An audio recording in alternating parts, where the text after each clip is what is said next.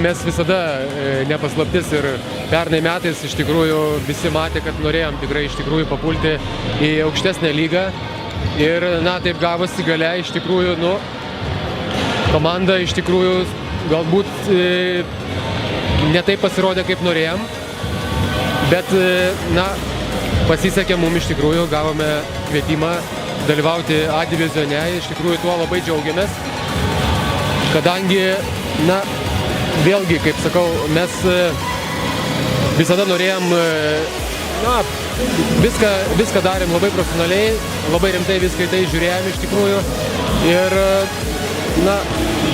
norime iš tikrųjų dabar A divizione, netgi, vėlgi, kaip aš sakau, nenorime netgi būti outsideris ir galbūt kovoti dėl iškritimo, neiškristi iš lygos, bet norėtum iš tikrųjų papulti atkrintamąsias ir eiti aukštyn.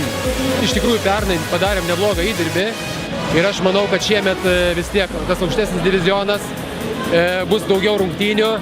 Ir vėlgi sakau, ta visa informacinė sklaida iš tikrųjų jinai padidėjus, tikrai apimtis didesnės.